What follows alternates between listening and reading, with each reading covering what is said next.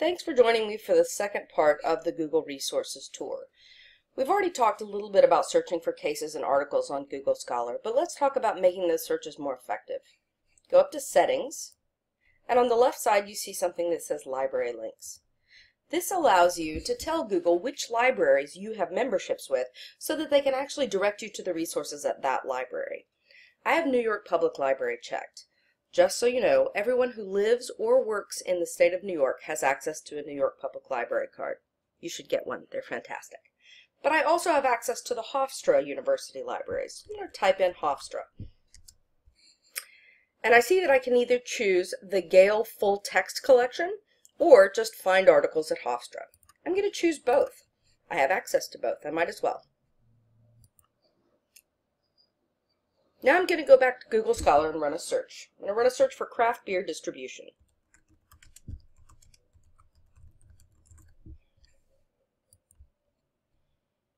When I click the link, I'm going to get a few things that may not look relevant, but they do have my keywords.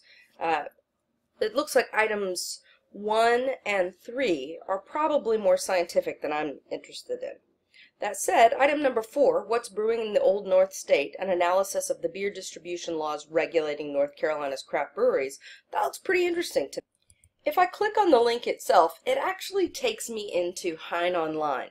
But instead of recognizing that I have access to Hein Online through the university subscription, it's asking me to pay. I can do one of two things. I can either call the reference desk and ask what I need to do if I don't remember, or I can just go to the Law Library webpage and log into Hein Online and pull up the article, free of charge. Now let's go back to Google Scholar and look at one more interesting piece about using case law in Google Scholar.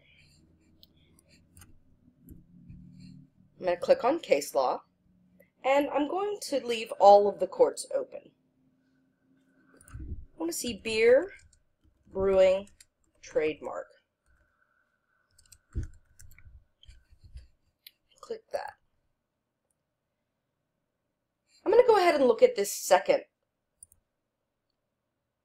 What I can see here is not only the text of the case, but over on the left I see something called How Cited. This is Google's very slowly developing version of Shepard's and Keycite. Do not use this standing alone. Use Shepard's, use Keycite. But this is a nice place to begin. I'm going to click on How Cited. This tells you other cases that have cited the case we're looking at. It also gives you some related documents. Typically what that means is cases that deal with similar issues. And they show you the context in which the case has been cited. Pretty interesting stuff. It's still in development. Don't rely on this alone. But it's a pretty nice thing to have if you don't have access to Keycite or Shepard's and you need to begin your research right away. Next, we're going to take a look at the Cornell Legal Information Institute. I know several of you have already seen it, but there are a few things I want to make sure everyone has access to. They are some of the best free resources you can get.